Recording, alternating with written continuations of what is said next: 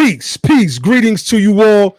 It's your brother Naheem, BKA Lord Abba, aka Mr. Just the Facts.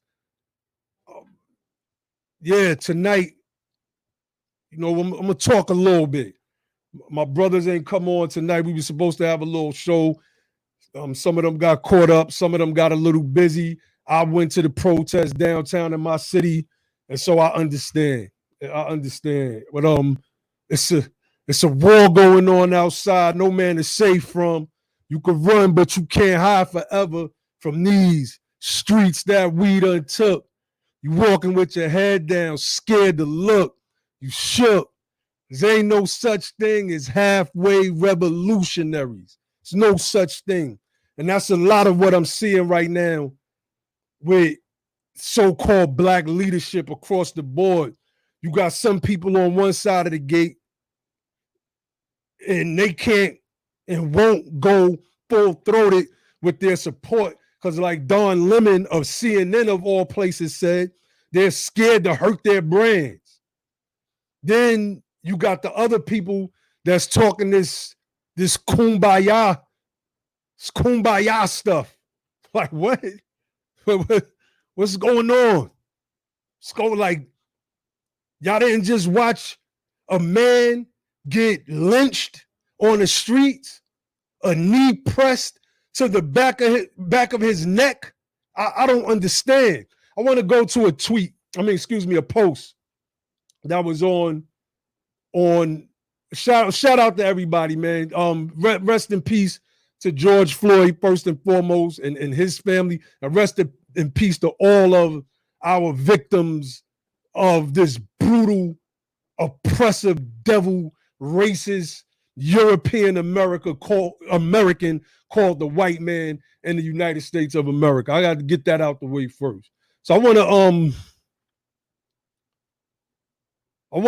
to share my screen real quick. I want to read something from the sister named Marissa Chalmers. I asked her before I was going live if it was all right that I read this, and I thought it.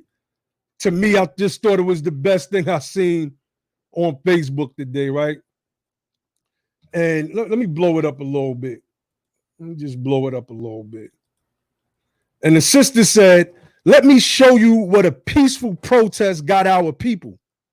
Colin Kaepernick lost his career and blackballed from the entire NFL. We have been murdered, attacked by dogs. Children have watched their parents or grandparents attacked. Women have been raped and beaten, hung, wrongfully imprisoned, hosed down, and lost several great leaders. So even though some might not agree with rioting, understand when people are fed up, they cut up. Let's not to mention, there are plenty of rights out there as well, although some might have a hidden agenda. Shout out to that sister. That was just a powerful tweet when I looked at it in the context of what happened to a lot of our people. King peacefully protested. He still got beat up. King got a lot of work done. Still got beat on. I'm Islamic. I come from Islam. I come from the religion of my forefathers. My forefathers founded the religion of Islam. I'm speaking for me here. And although the rest of my panel is not on tonight, not all of them share my religious beliefs and my religious convictions. And in Islam, it's very clear. Chapter 2, verse 190, it says, fight in the cause of Allah, those who fight you. And this portion of the Quran was written around 606 AD when Prophet Muhammad and his followers were being attacked in the city of Medina. This ain't the turn the other cheek demonstration. Prophet Noble Drew Ali, the first Islamic prophet and leader for us here in the West, starting in the early 1900s, 1913 to be exact, said when love, truth, peace, and freedom fail, justice must then take its course. These are the 5 principles of the Moorish organization: love, truth, peace, freedom, and justice. He said when love, truth, peace, and freedom fails, justice must take its course. Martin Luther King Jr., in all of his nonviolent stance, understood the violence and what's called riots. I call them uprising. To use an Islamic term, I call it an intifada, the uprising against oppression. But Martin Luther King Jr. said, the moral arc of the universe is long, but it bends towards justice. Martin Luther King Jr., he preached love. He preached truth. He preached peace. And he preached freedom. And all of those things embody an equality that we still don't see until this day. And the justice that he was looking for in his time came at the end of a racist's bullet. That was the justice that he got. And their people called that justice. Martin Luther King Jr. was gunned down in the streets. Oh, I've had several conversations today. Shout out to everybody in the chat. I can't get to everybody because I'm on here by myself. So I see everybody's comments. Peace, love, everybody. But I'm just at the fed up point. I'm at the fed up point. You know, I see some of the people, like I seen this video. It was this brother that was 30 years old. And it was another brother, I believe, that was in his 40s. And the brother that was 30 years old was trying to convince the older brother, that we need to chill. We need to calm. And it was people applauding. I wasn't feeling that. I wasn't feeling that one bit. This ain't the time for that. We've done all of that. We've done all of that. It was a 16-year-old boy out there. I don't know if it was that brother's son, the 30-year-old brother's son, but he was trying to convince him that this is not the way to go. This is not the way to go. But I don't know if them brothers is watching the videos that's coming out of New York City, where the cops is beating up on young 16 and 17-year-old brothers like that. These big brolic steroid lace-induced dudes beating up on these skinny little teenage boys, violating them. Cops shown from New York to California, at every point in between, violating our people. And what we supposed to do? Because this was going on during King's time. Enough. Enough. No more of it. I've been watching a lot of people. Let me sip my tea. I was out there protesting. My daughter, 13 years old. She wanted to stay out there. She wanted to stay out there. Whatever was going to happen, she was with it, and I was with it. But I felt funny because I'm like, man, I got to protect. I have my daughter and my son with me today, and somebody pulled out a gun at the event, and everybody just started running. I just told them, get behind me. We not running nowhere because I ain't know what was going on. I ain't know if the cops was rushing in, trying to break it up or what. I just told them, get behind me. We not moving. And then I come to find out somebody brought a gun to the event. I don't know what they were trying to do. Who knows? Maybe we'll find out another time. But I'm telling my children, nah, this is what it is. If it pop off, I'm popping off. Y'all get to the car, find y'all some Wi-Fi, hit your mother up so she can send y'all an Uber, because I might get arrested or something tonight. Because I'm out here. But again, I got to think about my babies. And my daughter, she wanted to go so bad because she wants to be a protester and an activist. She wants to be involved in politics. And I'm showing her the other side of this thing. Like, this is what it is. This is what it is. So when I see the brother telling the older brother, just because he's 30 And then he's grabbing a 16-year-old brother, telling him that it doesn't have to be like that. I just see these weak, soft, moist, I don't even know if I should call them men, males. And that was going on today at the protest out in my city. You had cats getting up there talking about all lives matter. Man, people shouting them down. We not here for that. Even my daughter gave a breakdown. Check the video on my YouTube and on my Instagram page. My daughter went in on that. She's 14 years old. She went in on that. If all lives matter, then black lives don't matter and don't have to matter and don't matter, because then they feel they could do what it is that they want to do to us. Now it's time for an uprising, and that's what America is going through right now. You know, a part of the march that I was at today, because I wasn't going to go due to the fact that the people who was organizing it, it had this Black Lives Matter element. And I'm not going to get too deep into that, but those that know the core of what and how Black Lives Matter form will understand what I'm talking about. But some just told me to drive down there. I was just compelled. My higher self was like, no, go down there. Go see what's going on. And I said, oh, no, it's lit down here.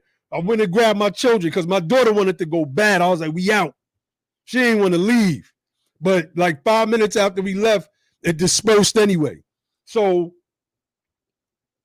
I mean, that rally was basically to say we don't want no more police officers.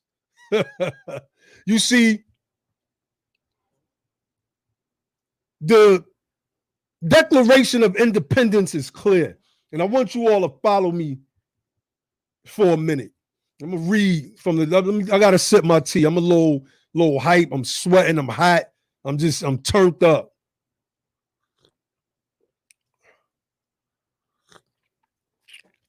The Declaration of Independence is clear. It says this. It says, and I want you all to pay attention to this because it's important. It's vital to us as a people, because the grand old experiment that was the Republic of the United States of America has failed. Benjamin Franklin, when asked what kind of government is it, said it is a republic as long as we can keep it. With the election of Donald Trump, a culmination of the racism that this country was built up off of for generations had come finally to a head. In this day and time, when things are supposed to be okay, where racism is supposed to be dead, according to our Black Republican friends. I don't see racism no more. No, yes, you do. Yes, you do. But anyway, let me read from the Declaration of Independence. It says, we hold these truths to be self-evident, that all men are created equal, that they are endowed by their creator with certain unalienable rights, that among these are life, liberty, and the pursuit of happiness, that to secure these rights, governments are instituted among men, deriving their just powers from the consent of the governed, that whenever any form of government becomes destructive of these ends, it is the right of the people to alter or to abolish it and to institute new government, laying its foundation on such principles and organizing its powers in such form as to them shall seem most likely to affect their safety and happiness. We got to go back through that one. I'm sweating, so excuse me. I'm hyped. I'm sweating right now. I hope y'all can't see it in the camera, but I'm turned up right now. Let's go back over that. Let's go back over that. We hold these truths to be self-evident. What does self-evident mean? It really requires no extra external outside proof. Self-evident. Self-evident. You can say, I believe he has a teacup in front of him, and I can say, well, I have a teacup in front of me. That's self-evident right there. Just to use a corny little example, right? That all men are created equal. The European in this nation, whom you all call the white man, he doesn't see us as equals at all. Never has and never will. And I'm not saying all of them.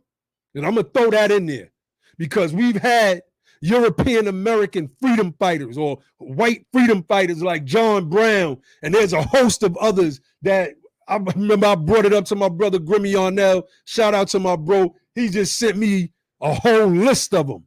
People that went out there and fought and died for our people. And there's some of them out there right now. I'm not saying that some of these people might not have nefarious means. I'm not saying that at all. But a lot of them people out there, that they out there with us. And I witnessed that today at the rally, and I'm going to get into that later. Oh, the vice president of the Confederacy said that according to the curse of Canaan, and that's Genesis 9, verses 25 through 27, where it said, cursed be Canaan, a servant of servants shall he be unto his brethren. According to the vice president of the Confederacy of South Carolina, Mr. Stevens, always forget his first name. He said the Negro is fitted for the inferior position because of the curse of Canaan, that God, or the curse that God put upon Canaan. When Noble Drew Ali comes, he shows us that we are, in fact, the descendants of the ancient Canaanites that inhabited the northwestern and southwestern shores of Africa. Some people don't understand the origins of why they came and got us the way they did. But we're going to get into that one of these days. One of these shows, I'm going to go in. I'm going to go in on that.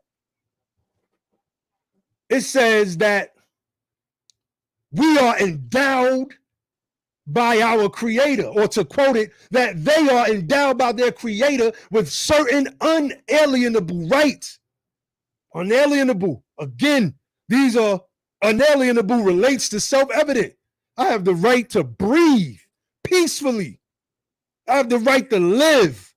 I have the right to do commerce. I have the right to go to and fro the earth in peace, minding my own business. It says that among these, talking about inalienable rights, are life, liberty, and the pursuit of happiness. They've lynched us. They've shot us down. They've slaughtered us in the streets. They have snatched life from us. They have cut open the wombs of pregnant women while they were hanging them by the neck. Some of the ones that did have babies, they used as alligator bait, sat a crying Moorish, or what you would call black baby, at a swamp and let it cry until the alligators come up so they could catch an alligator and make skins and eat the meat, or whatever it is that they were doing with the alligator. So they violated our inalienable rights. It says liberty. They lock us up at disproportionate rates. We have more men of our men locked up here in the United States of America than all women are locked up all over the planet Earth combined. They snatched liberty from us. They boxed us out of jobs and employment opportunities. They made it impossible for us to pass along generational wealth so that we could be secure economically. And so we resorted to crime to feed ourselves and feed our families. It's that old saying at a dice game, and they shaking the dice, baby need new shoes. They snatched that from us. It says in the pursuit of happiness, places like Tulsa, where we lived happily. We lived good. And there's other places. This is my book. I got so many books around here, I don't even know where they all at. In this book right here, The Color of Law, again, another book I urge you all to read. It talks about how after slavery, we went in places in the Midwest and we had these communities that thrived. And these racist devils snatched the pursuit of happiness because their pursuit was devilishment. Like, we got to be honest here today. I'm talking something different. I've always been the stone that the builders rejected. I don't look for nobody's approval.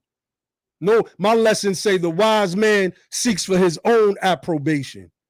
I don't need no pats on the back from nobody. I'm going to always speak truth to power. I don't care who rocks with me or don't. It is what it is. It is what it is. So let me see, man. I don't have none of my other peeps on. Let me see if some of my peeps. All right, my brother Josh is in the back chat. I'll bring you on, Josh. Let me know if you want to come on. I know you was a little busy, but I'll bring my brother Josh in real quick. Let me know when you're ready to say something more. Peace. Yeah, man. You just going in hard, man. You know. I ain't mean to go so hard, but I meant to go so hard at the same time. Much needed. I mean, this is the moment. I mean, a lot of this is what we're talking about, being the power. Like, this is a critical moment in that equation, because what we're trying to do is we're trying to get us from where we are to where we want to be, and we know that's going to require a transfer in power. You know, when we say be the power, I don't think it just comes out of nowhere. It comes, we need to build our power up, but then, you know, at some point it has to be a redistribution of power to where it's fair, where we're not just completely powerless, and then there's another group that just the dominant or the alpha group, and we're just the epsilon group all the time. You know, for real. I know we was building on that. That's right. And you know, it's a whole lot that I want to get into on this topic, but I don't know if you have something that you want, like a structure.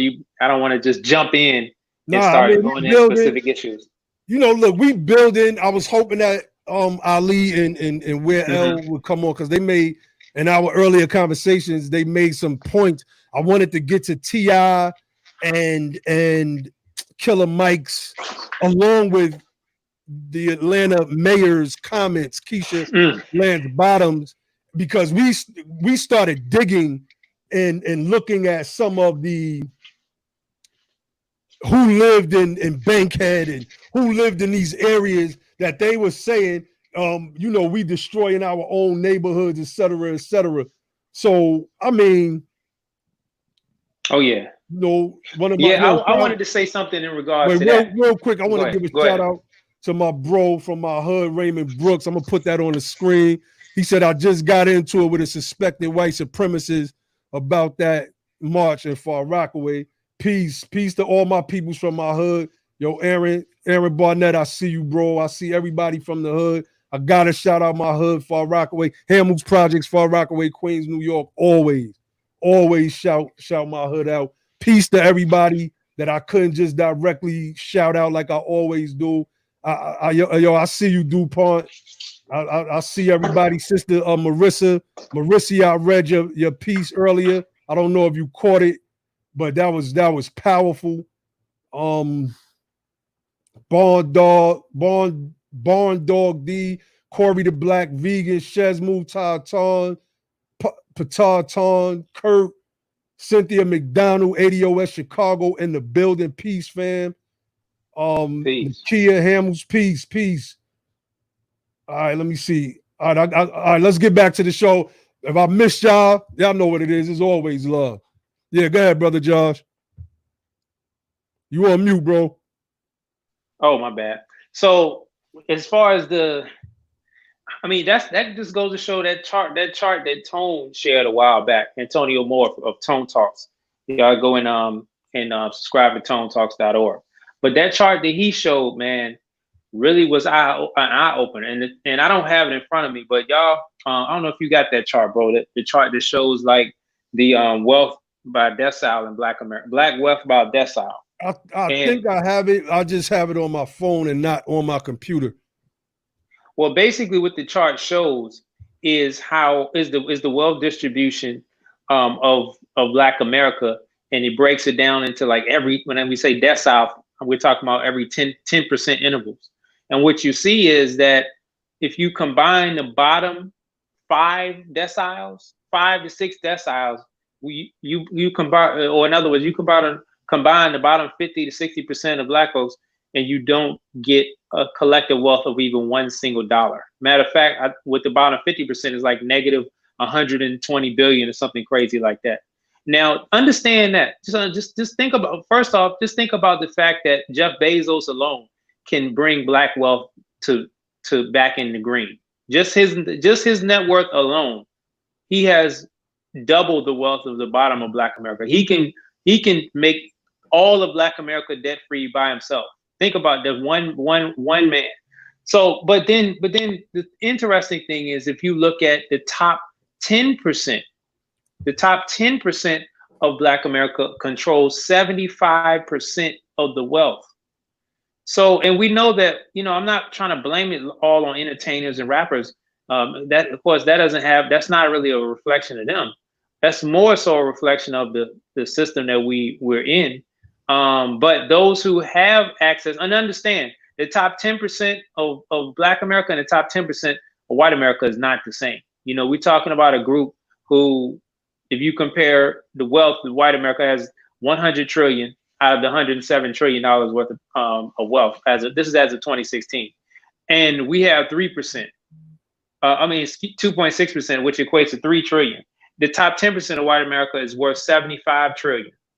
Okay, so 75 trillion to I think it's like 2.2 something trillion. That's crazy. That's crazy.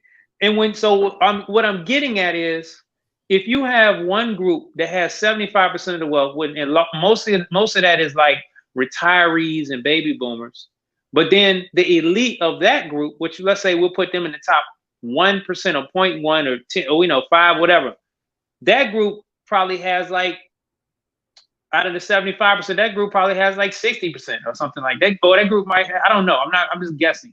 But what I'm trying to say is, they don't necessarily, like, the gap between them and the vast majority of us is so huge. That's kind of like the life that they used to, especially in a city like Atlanta. So if we already understand that we have in America has wealth inequality that's at a record number, and this is before COVID-19. And that, you've seen like Jeff Bezos and Mark Zuckerberg combined since the coronavirus crisis hit, their net worth went up over 60 billion. It went up over 60 billion combined, just them two people. And we already had record inequality, wealth inequality before that. And then you look at the crazy level of wealth inequality when you break it down by race. Then you look at Atlanta, which I believe some studies have shown that Atlanta has the highest level of wealth inequality of any city in the nation. So what you look at, what you have to see is that city, if we did a study just on Atlanta, I wish they did the color of wealth report and that kind of data on Atlanta, you probably see a situation where it's like 90 or more % of the wealth concentrated in the top 10% of wealth in Atlanta.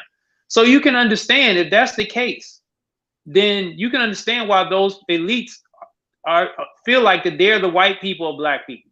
And we have to come to grip with that and reject that. Like, that's not what this moment is about right here. That's not, this moment is not about preserving the status quo for you in that decile that you're in. This moment is about the collective group, which means that you might have to take a step down in the Black house, so we as a group can take a step up in the American house. Understand? Let me say that again. Let me say that in a different way.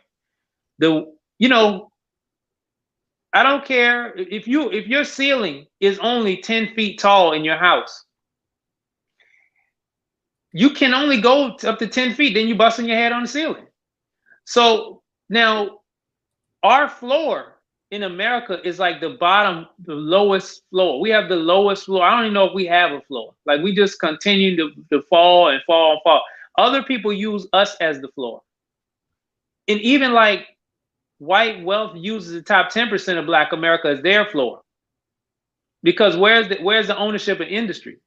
Where's the ownership of anything that's production level? It doesn't exist with us. So we have to get rid of that, us being the floor. We have to fix that, and that may require you losing your position at the top of just in the Black house, and so we can get a higher ceiling in the total American house. Yeah, my mother just sent me a video. I don't know if she knows if I'm live or not, and it's from last year. I've never seen a video, and it's from it shows rather this cop choking his young brother out. It's a Sean King video, and Sean King captions the video by saying, hold on, let me read the caption. It says, this was on Saturday. This is August 29, 2019. Elante McDowell has some weed. That's it. In the state that just legalized it. Again, white mass murderers don't get this brutality. This cop just choked this brother. I mean, he just choked him out. I'm going to put it in the YouTube chat real quick because that's what I have access to at the moment. Just choked this brother out. And the sister's like, yo, I got it. I'm filming it. Yo, forget all of that filming it. These cops obviously don't care if they're being filmed. Like, yo, they don't care about that, man. They don't care about none of that. The police are the last leg of brutal white supremacy. This is the last leg of it. It is the last faction of the people that can touch you and still physically lynch you in 2020. And this is why they are protected by the establishment. And we got to get out of this. I'm just in different energy right now. I'm just in a different right this moment. I'm in different energy. Period. I'm not with the kumbaya. In New York City, yo, hold on. Hold on, Josh. Hold on, bro. You good? In New York City,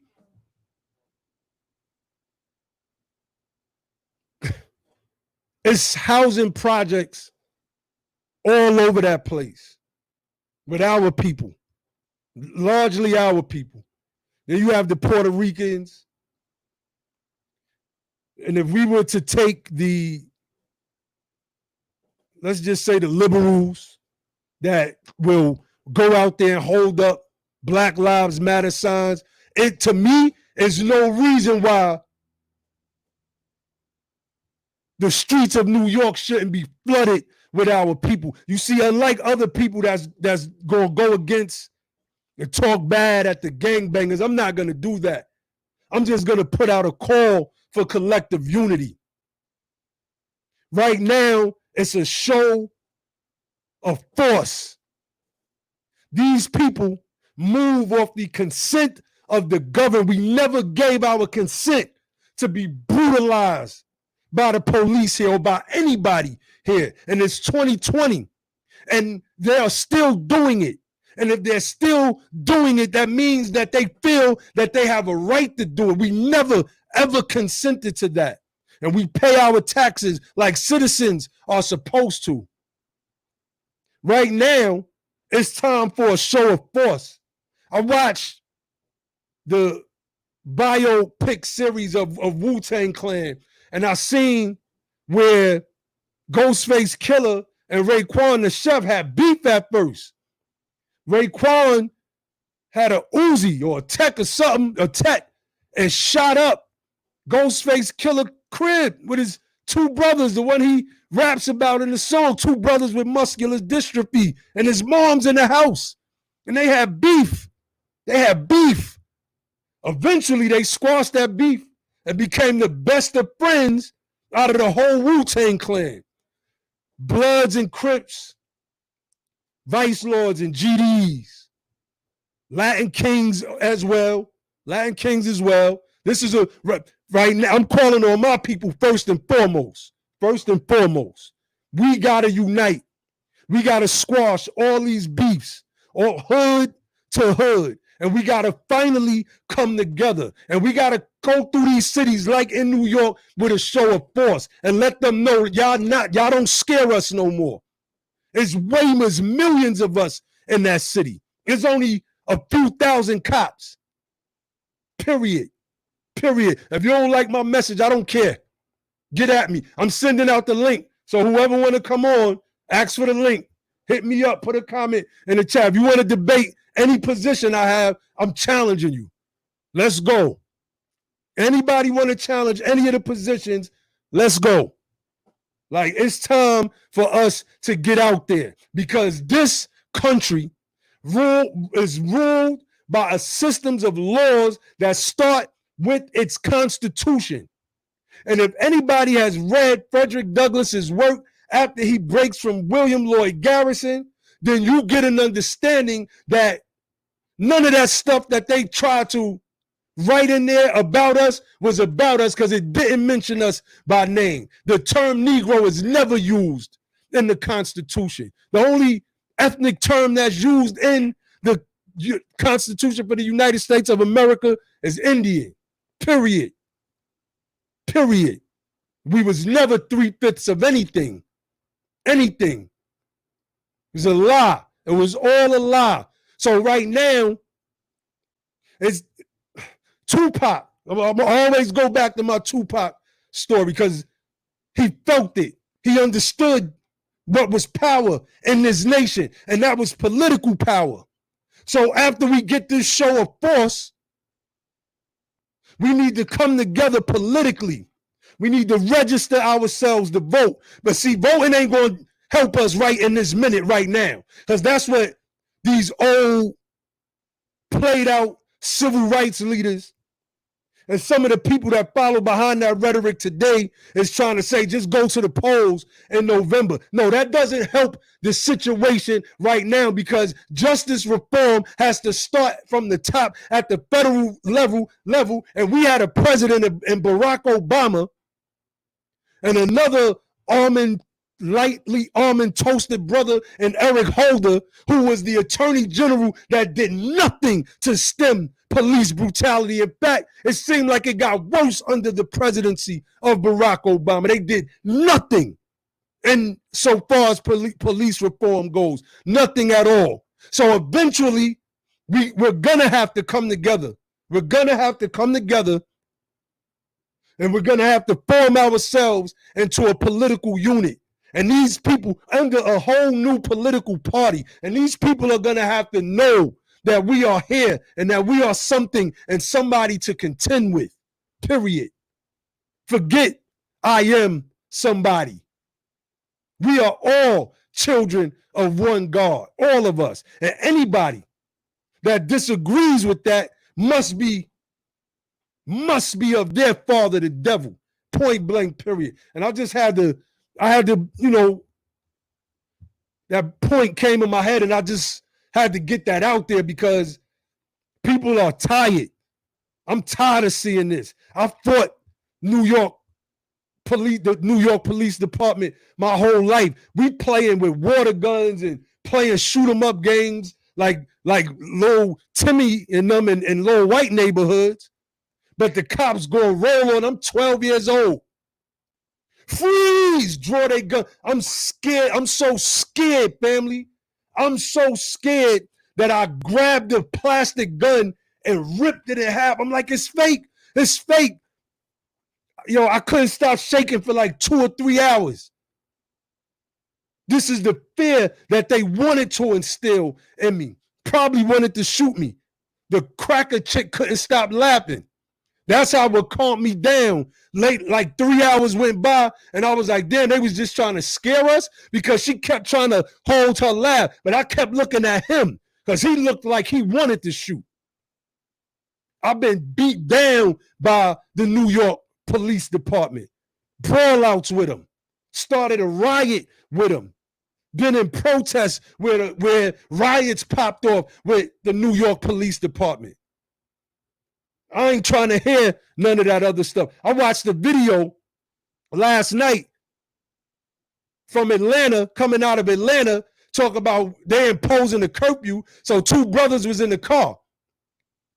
They snatched one brother out. These brothers is 130, 140 pounds probably. They snatched the one brother out the passenger seat. The other brother like, I'm not moving. They tased the brother. They could have dragged that brother out that car. That brother ain't weigh nothing. Cruel and unusual punishment. That's the 8th Amendment of the Constitution. Nobody can't think that that's okay. Because if you think that that's okay, we not okay. I don't care who you are. Period. Period. I don't care who you are. Straight up. So I'm gonna bring my brother Josh back in, and I'm just hype right now, family. You muted, bro. Hey, get your tea, man. Have you a sip of tea? I need. Go ahead. Get you a sip, man.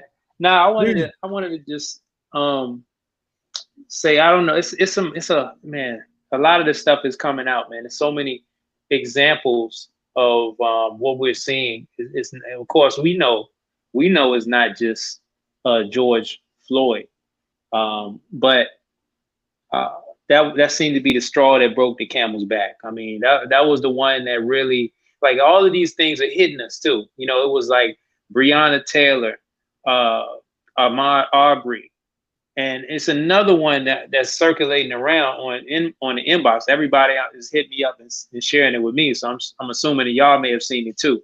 I can't think of the name. I'm not at my computer at the moment, but this particular case, I believe it was Euclid, Ohio, and the police officers, 2 big, bulky, white cops beat up a little skinny brother, and his woman was there. They just beat him down, like they just pummeled him in the middle of the street, and he's barely. I mean, he's not really even swinging. He's just trying to protect his head from getting smashed, and then they tackle his woman. So people may dismiss this video because when you click on the actual post of the Facebook video, it's from 2017. But if you do that, you're missing the point. The point that you got to understand with this particular video is, and I believe the name of the officer is Michael Amarott or something like that. I don't know how to Amirott, I believe it is. But the point of it being a 2017 video is this man was just charged from something that happened in August 2017. He was just charged late last year. He was just 2019. He was just charged, not convicted, not going to trial. He's not been to trial yet. He was just charged. They waited to the end. First, he was fired by the mayor. And then he got reinstated. They reversed the firing. He got reinstated, so he went back to work. And this was a civil suit against him, a civil rights lawsuit brought against him. And this guy, his trial got pushed back because of coronavirus. It was supposed to be a trial, I believe, like March or April. It got pushed back because of coronavirus indefinitely. So this guy's still out in the street, and this guy actually had a history of beating folks down. So this is just and oh, by the way, he beat the woman down. He tackled the woman in the street, treat her like a rag doll. And this is just another example of, like, we don't get any justice. They can just treat us any kind of way, kill us, like abuse us in the street, impunity. Get to go back to work and keep getting paid. Go do it to somebody else. No justice. Don't even get to a trial. And I mean, so the point that I wanted to build on also, and I made a Facebook post about this, was I'm tired of hearing people talking about, oh, these people, they just coming from out of town. Are y'all not paying attention? These people coming from out of state. What are you talking about? They come from, this is going on in every state. Every state. So people coming from Ohio to Minnesota to protest Minnesota, but the same thing going on in Ohio. I don't care if people coming from out of state. It's people in that state that's protesting too. It's people in that state that have a reason. They got the same thing. The same thing is going on in every state. That's the reason why it's riots. I mean, now I don't know if we want to get into who's doing the rioting, but at the end of the day, the message is being communicated. The message is being communicated, and that is enough is enough. Enough is enough. I mean, but can I move on? I'm going to move on to another point. Yeah, go ahead, bro. So I might go on like another 20-minute rant. Straight up. exactly right. This is exactly what I was getting to, Corey. Now, now that we have the attention of the world, how do we use the momentum to leverage our agenda? Exactly. So that's exactly what I was getting to, because I feel like all this energy, all this attention, we like this is a really landmark moment. And are we going to let this just be about when these cops get arrested and they get charged or they get convicted? Oh, great. And then back to the status quo.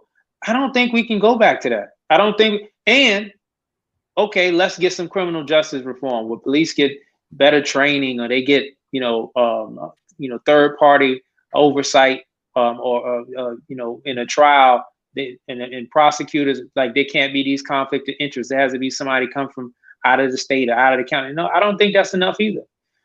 When we see people in the streets tearing up businesses, disrupting economies that's already been disrupted by coronavirus, risking the spread of a vicious, deadly disease in the middle of a pandemic, in the middle of a time where there were 40 million people that lost their job.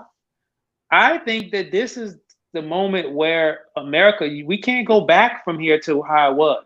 No, we got to go forward. So this momentum has to be moving towards reparations. And I think the only way we do that is you have to have people leading it that are making it about that. We're not making this about just criminal justice and police reform. That's part of it. But the part of the reason why the police feel like they can do that to us, because they made us to a bottom caste. They made us as contagions of wealth. They painted us as animals. They made us like a throwaway group. This has to be the moment where we demand our reparations. Period. And that's what I'm saying. If y'all gonna put this energy into fixing racial issues, fix it. We need to fix it. We don't need to play games. We don't need to make it about some minute. So I don't want to diminish the criminal justice, but man, we need justice, economic justice. We need justice in the educational system. We need justice in the environmental system. We need justice in food. Like it's all the way across the board. We need justice in all of that. And the only way you do that is you fix it with reparations. Period. You cannot make us the bottom caste group. We have to be lifted off the bottom. The government has to pay its debt. I done broke this down on another show. But if you look at the largest debt holders in America, just on the books, like what they have. Oh man. Yeah, brother Josh, you look like you froze up, bro.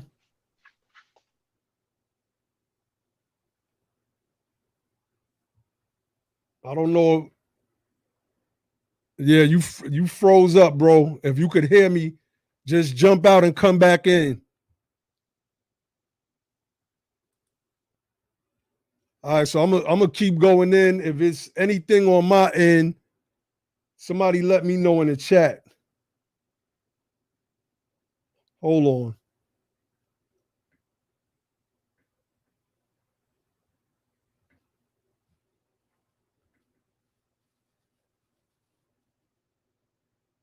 Well, I don't know what's going on, but okay, yeah, you froze up, brother Josh.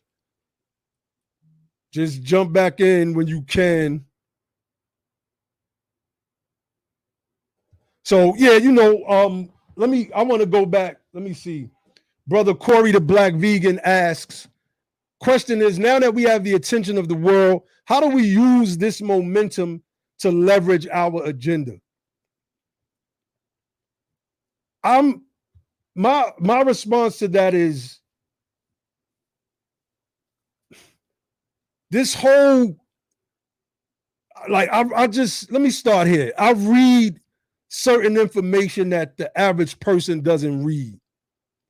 I'm reading this book. I've had it for some years. It's by a man named Favre d'Olivet. He was a French savant. And he wrote this book, man. It has such a long title. I can never remember it, but I'm going to share the title of it right now. The title of this book is called The Hermeneutic Interpretation of the Origin of the Social State of Man and of the Destiny of the Adamic Race. So by Adamic race, he means the Europeans, or whom you all call white people. In this book, I think it's prophetic. He gives a breakdown of 3 forms of government relating to 3 specific attributes of the kingdom of man. One of the governments deals with the will, and it is a representative government. It is the government that we live in today. It is a republic. Also falls under constitutional monarchies, parliamentary forms of government, etc. Any place where the votes of the people put the individual back into office. Then he speaks about the form of government that is called providence. This is the religious form of government. Look at a lot of the Islamic countries. The Vatican is a form of a providential government. Then you have the last form, and he called it the destiny form of government. And he said this government is usually attributed to the yellow races. It's an autocracy that has one leader, and its rulership is passed down through nepotism. I see my people. All right, I see you, Josh. All right, I see you do it, Jack, in the chat. I see you, bro.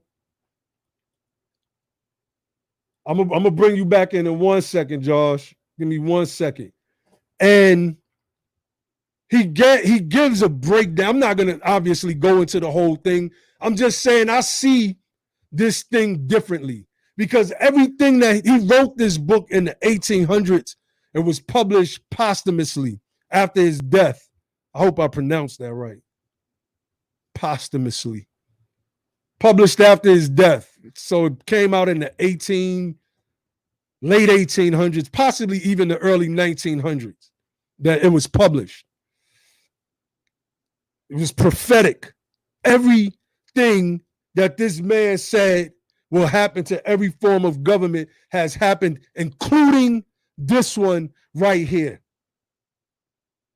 Including this one right here. He said that men's natural inclination is to lean towards the monarch. This is why you get a Donald Trump in the first place. This is why you get somebody exactly like that. And so we watched as what are called constitutional norms get tossed out the window. Constitutional norms, right? That's what they say on CNN and MSNBC, on Fox News, for trying to check the president. Excuse me, they call it the deep state. So the Constitution and the rules established from it, according to the right-wing fascists in this country, is called the deep state. This was an experiment, people. A lot of people don't understand that. This was an experiment. This form of government with its three co-equal branches of power, and that experiment has failed. So where we go from here, brother, is a good question, because I can say something like, things could go back to normal, but really, what am I saying?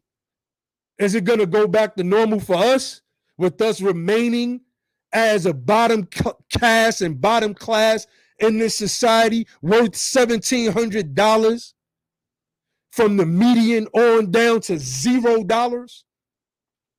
The worthless group in America, as my brother Josh just said a few minutes ago, even the wealth that we have, 75% of it is in the hands of only the top 10% of our people. Is that normal for us? Is that something that we should be looking forward to going back to? I think that it is time for us to step up.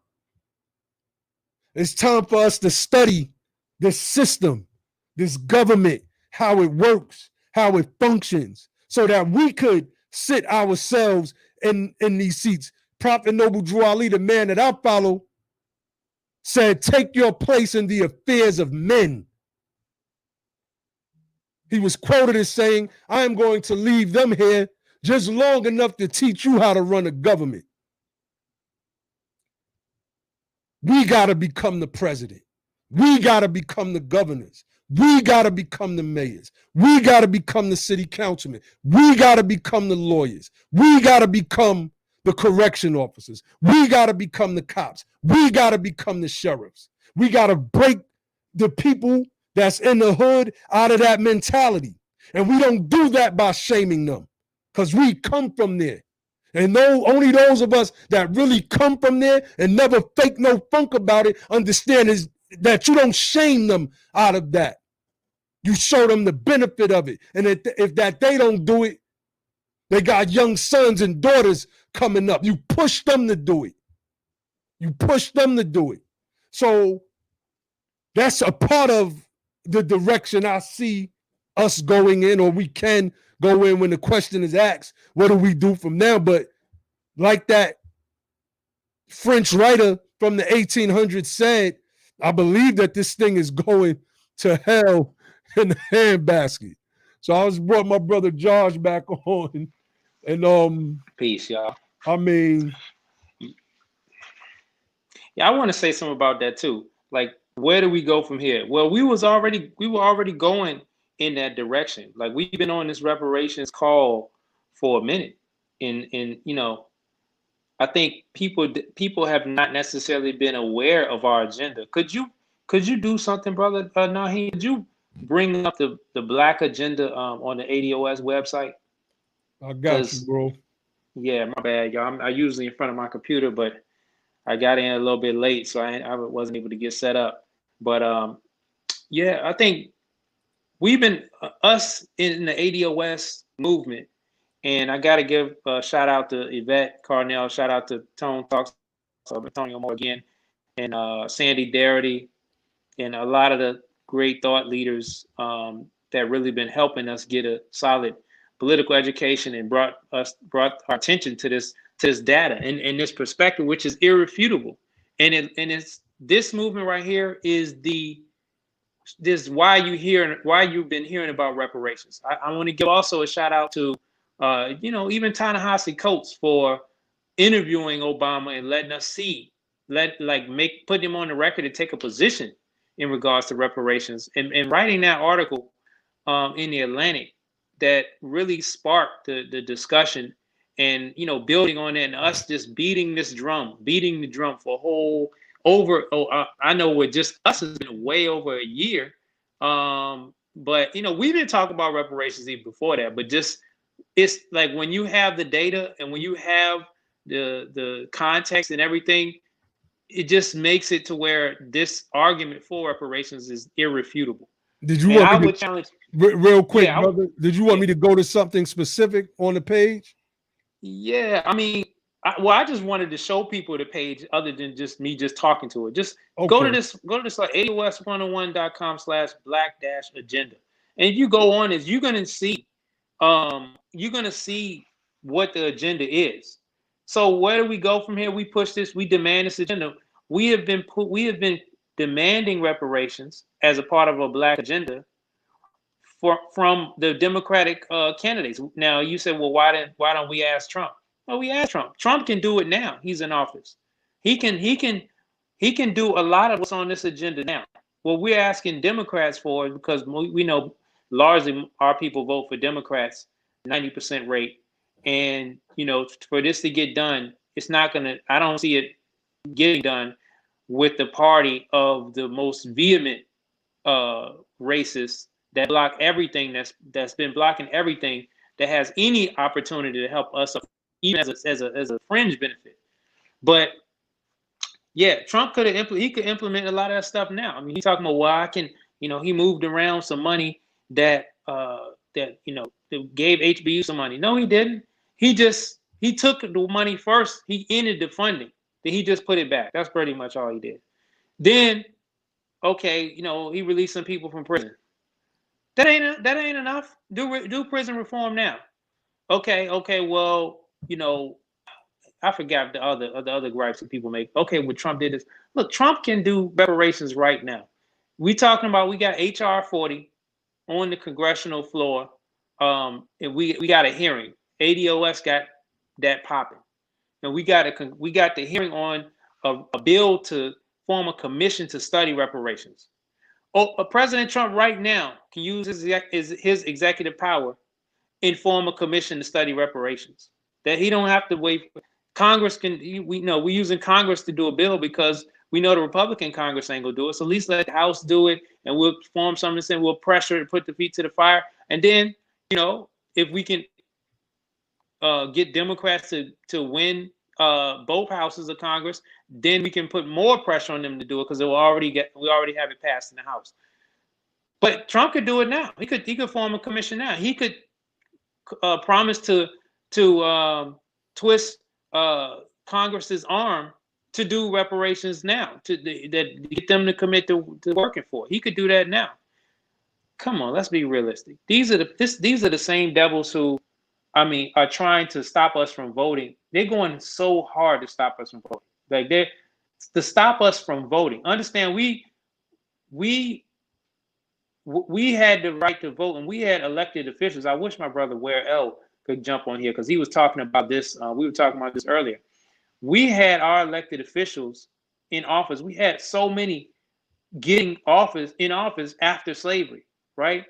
And then after Andrew Johnson gave them gave the Southern traders and anarchists and former plantation owners who used to own us, he gave them all their stuff back. They just got their status back to where they were. They went and terrorized us. You talk about elected officials, they ran them out of office, they lynched them, they murdered them, they stole all their property, they took their seats in government, and they pretty much put us under, put a gun to our head and said, you better not vote, come down here and vote. And so they locked us out of that. And so transfix that onto today. That's essentially what's happening with how the Republicans are doing voter suppression. To maintain their power. Like that you have to draw a line and connect the dots between then and today. So to try to think that we can get something from them, it's not based in any type of feasible reality. Come on, let's be real. Now, so what do? We put pressure on Joe Biden. Right now, we know we give Democrats our vote 90% clip. You're not getting that without exchange. You weren't getting that from us that know better without an exchange. And our message was growing before this happened. That was before Joe Biden came out and said, if you don't vote for me, you ain't black. That was before this George Floyd stuff. You think you're getting a vote without an agenda now? You got to be crazy. And white America, if you're watching, white folks and all other groups, y'all need to get on our side. If you can get on our side and raise hell and tear up stuff, you can get on our side and raise hell and tear up stuff with your representatives. Tear up stuff with the people that, the donor class. Tear up stuff with everybody in the DNC and tell them Joe Biden, make sure Joe Biden puts Black agenda on his platform. And you get out here and make him do it, and then we get out here and we make it happen. And then we pressure him, and we pressure whoever, and we know Joe Biden ain't gonna do it, but we keep put everybody's feet on the fire. Like, if you're trying to say where do we go from here? What do we do? We keep the drum beat drumming. We gotta keep that beat going. You on mute, bro. Definitely, bro. I had to go grab. This is another book I want you all to get. I got a little cat now. My new friend. He done chewed the corner of my book off. And this book is called The Bloody Shirt. I don't know if y'all can see the title because of the glare of the light.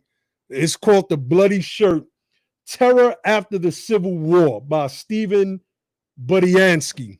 I think I'm saying his name right. When we finally get around to building our numbers up, this will be the first book of our particular book club for Be the Power. Now, in this book, so far, if you want to understand the nature, of the people that we are dealing with here, you have to read this book right here. You have to. These racists from the South, they killed 3,000 of their own people just for trying to help us. The descriptions given in that book, because it was a reporter, it starts off giving the story of why we get this term bloody shirt in the first place. Some shirt that was supposed to be bloody, that was supposed to be represented on the House of the Floor, never got represented, but it was used as a way to reverse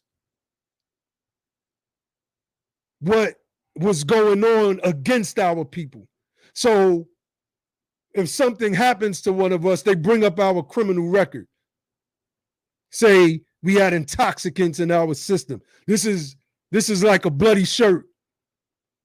Whatever they are, they project onto us, or they will project onto each other. Donald Trump does this with the Democrats. He says they're crazy, they're out of control, they're wild, they have lost their minds. And then when you look in, it's like, well, it's only the Republicans that are like that. What is this guy talking about? I ain't no Democrat. I don't rock with the Democratic Party no more. Just don't. But like, what is this guy saying? He's bugging. It's projection. So this term, the bloody shirt, became symbolic of projection, of how to reverse what they were onto others. It's just like in my book, White by Law, another book y'all always see me talk about all the time, White by Law, another book where it talks about this race consciousness thing and how they made themselves white and they made us black, and they created this definition, this idea of what black is. And everything that they said that black was their character, their actions and their attributes. They embodied the very things that they said that black was. This is why we got to get rid of these terms, black and white. My shirt is black, my hat is black, my skin is brown. I mean, it's clear as day. My skin is brown. My brother Josh is a light-skinned brown, a lighter tone of brown. I mean, like, light-skinned black man don't even sound right when you think about it. What the hell is a light-skinned black man? You call somebody a dark-skinned black man? I thought black was just black. This don't make no sense. It is a stupid descriptor for the people that got brown skin. What about being gold instead of Gold, yellow? gold and yellow. Everybody is a shade of brown. We go from dark brown to a real light brown, and a lightish brown is like a Mhm. tannish color. So, I mean, I just wanted to get on here and rant a little bit. I really didn't. Once I seen that the rest of the bros wasn't coming on, I wasn't going to stay on that long. I'm glad my brother Josh came on. I probably would have ended it a little while ago, but brother Josh, you could go in, and because I'm not going to stay on that much longer. But you could go in and give a little bit more breakdown, and I'm gonna close it out. I'm trying to calm myself down a little. I'm hyped. It's Hey, one let me thing tell you that real quick. I went out to the protest today. my daughter wanted to go so bad, so I drove down there. And once I seen so many people gathering, I would have felt so bad that I didn't take her, and she really wanted to go. So I doubled back and got her. But I was there for all the smoke that I've been seeing on TV. I ain't gonna lie. I was just there for the smoke.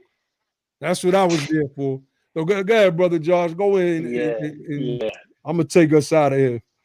I just wanted to say also with that case, with the Floyd case, something that I saw that was interesting. I don't know if y'all are paying attention to the particulars of the case, and I know that case is just one of the um, it's just kind of like the catalyst.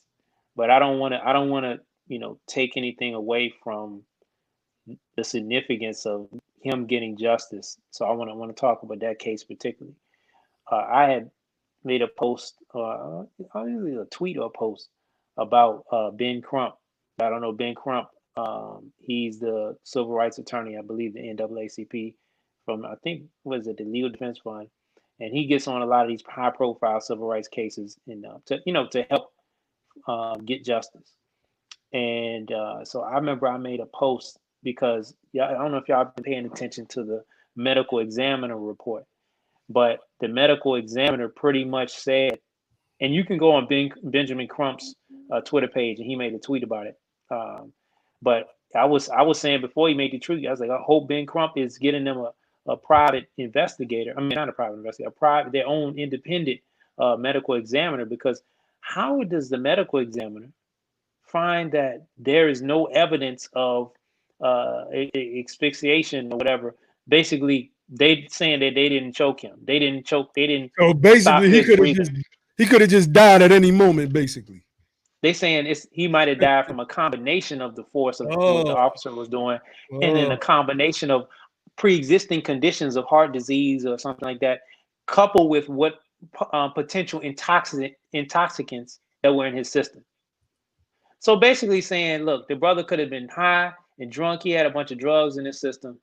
And because he was reckless with his lifestyle, he had high blood pressure. So it didn't take much for the cop to kill him. It's really not the cop fault. The cop was using reasonable force, and he died because of his own doing. That's basically what they were saying. And I'm like, I don't know how. Like, if just that alone should make you want to go burn that thing down. Just that alone, because that shows you how rotten the entire system is. How, like, you can go from the collusion of medical examiners to the actions of the police to, I don't know if you've seen like connection with even with the prosecutor. I'm not sold on that he's even the right person. He has like some issues, like you talking about. And then Tony Vet.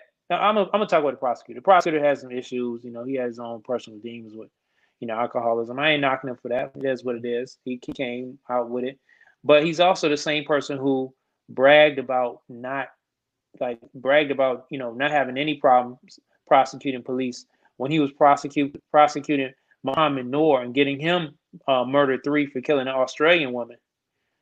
But initially they weren't even going to charge. They still haven't brought charges on that on them other police officers, right? They still haven't been arrested, and they brought murder 3 on this dude who he wasn't a jumpy guy that can claim he was scared and he just that's right. shot up somebody. No, this dude from bystanders filming him pleading That's right. for this man's life. The man is saying, "I can't breathe." He's calling for his dead mama. and minutes after he's unresponsive, bleeding on the ground, you do not, you still putting your hand on your pocket to center your weight on that man's neck. How in the world can that be murder? Anything other than murder two, if not murder one. So you can't, like, I don't know what the kind of work. I'm not a lawyer. I don't know how these things work in particular.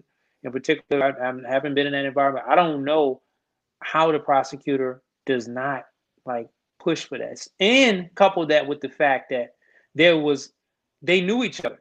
They used to work at the same job, security job. So like there's something there. I hope they are able to up the charges to murder one, if not murder two at least, if not murder one. But murder three is it just can't be. And then you're talking about like the corruption of the system with the medical examiner. Like that alone, just burn that down, burn that police station down. I'm sorry. They need and I gotta say, I was getting ready to get to this to close off what I want to say. I gotta again give Tone and Yvette the shout out because their show, I don't know if y'all seen their show they did, they broke down the history of Minnesota, the state of Minnesota, and how through the Biden crime bill they incentivized the police. Basically, what they did was they said, Minnesota, your economy is not doing that great. We're gonna make the Negroes your new economy. We're gonna make policing the Negroes y'all new economy. Since y'all don't have any jobs, we're gonna take federal funds and we're gonna allocate them towards creating a police state where I believe 1/3 of all the discretionary income of the state or something that goes to the state is spent on policing. We're gonna make it to where since y'all don't have any jobs, the jobs that y'all gonna have are gonna be the prison industrial complex jobs, police officers, anything regarding that, prisons, all these type of things. So we are their industry. It's just the Minnesota nigger industry. That's pretty much what it is. And that's kind of what we're seeing today. That's kind of what we're seeing. I think they said Minnesota is like the number 3 state when it comes to racial wealth inequality. Yo, this is a microcosm of America, and this has the end. So that's why it has to be a nationwide call for justice, not just criminal reform. We talk about all justice. And the only way you can do that is reparations. Indeed. Good looking, bro. All right, I'm gonna take us up out of here. I mean, I kind of said everything that I needed to say tonight, but let me just talk to the people again real quick. And as I was listening to my brother Josh, I thought about something that my brother Ware L was saying insofar as constitutional conventions and new amendments needed. The power that police officers have is extremely too broad. There's absolutely nothing in place to keep them in check unless you come from a city that may have a mayor, unlike New York's mayor, de Blasio, who basically said punching people in their face while they're on the ground is okay. That's what he basically said. But if you don't have a mayor like that, and that's just one city or two in one of these very large 50 states, that is the United States of America, there's no remedy in sight. This change has to be done at a systemic level. Everything that we see, everything that's going on is a byproduct of slavery. It's a byproduct of Jim Crowism, segregation, the black codes, all of these different things where they force themselves to believe that some of the greatest human beings that ever walked this planet were less than humans. That the fathers and mothers of humanity were somehow less than humans. They convinced themselves of this. And two things undergirded their mindset. The very first was their Christian religion. And the second was this new thing called whiteness, which they started to call themselves around 1681. In the upcoming weeks, we're going to be doing shows on all of this stuff. I'm Mr. Just the Facts. And I may do my live shows and I could slip up here and slip up there, but I like to think that my research is impeccable. Impeccable. My ancestors are Moorish. I'll never stop screaming that or saying that for nobody or to appease anybody.